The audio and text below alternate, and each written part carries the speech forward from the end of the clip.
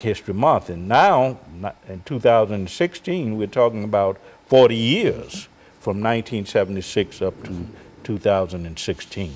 And that's a long period in terms of studying this particular subject, exactly, as well as those individuals who made great contributions to African-American history during the period. Exactly. You're really pointing to the reasons why Woodson started Negro History Week in the first place.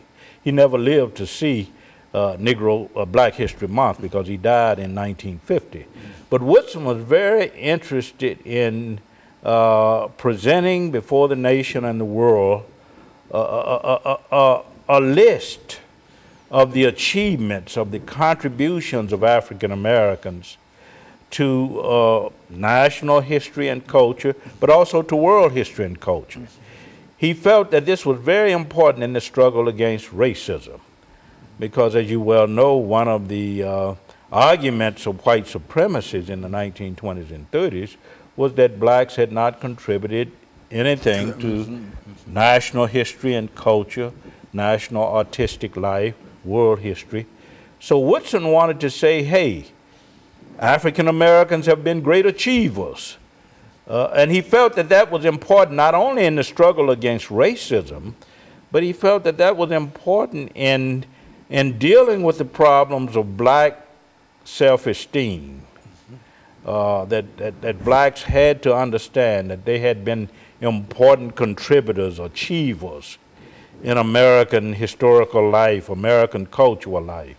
And Woodson said, hey, in order to get this message across, we need a Negro History Week, and of course later, as I said, it became Black History Month.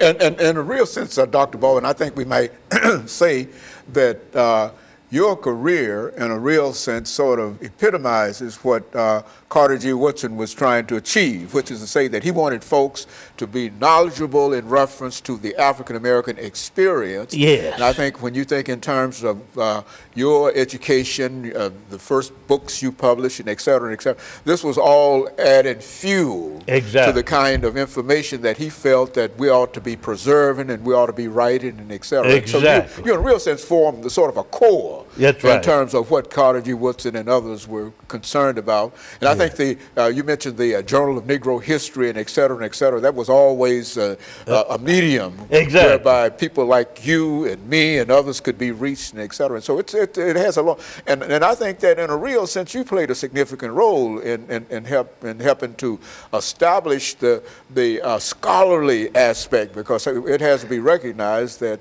while black folks might have been involved in helping to establish this organization, not many of us produced the kind of resources that you produced, 20-odd books and et cetera, dealing with Dr. King and et cetera. That's a bulwark. That's right, that's right. But it all started with Woodson and people like W.E.B. Du Bois, because they were publishing a lot. Not only did Woodson call for a Negro History Week, if you look at the list of publications that he provided. He wrote a book on the history of the Negro Church. He wrote The Miseducation of the Negro. He wrote a book on Negro orators and their orations. He wrote a book on African American slaves, on free African Americans during the period of slavery.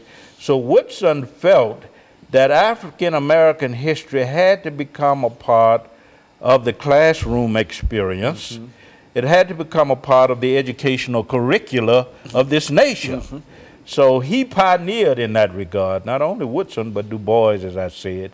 So I view myself and others who are writing today as standing in the tradition of these strong men. And having read most of the information that Woodson and Du Bois, the African slave trade and et cetera, who can forget that kind of information that in a real sense inspired us all to become interested in the African experience, and to know that there was a connection between Africa and the United States, even though at the time, Dr. Baldwin, a lot of folks didn't want to talk about that kind of connection. Talk about that. I mean, how did Africa fare in a real sense in reference to? I think the importance of the work, the scholarship of people like Woodson and Du Bois is that they established the point that Africa had been a force in the shaping of world civilization.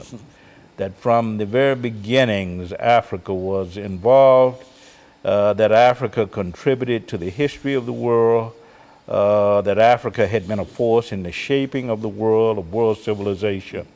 And of course, Woodson and Du Bois pioneered in that regard. So scholars like myself and others, Sterling Stuckey, others who are writing today, are actually building on what yourself, with the kind of work you've done with African American history. We are actually building on what people like Carter Woodson and W.B. Du Bois So we're going to take started. this commercial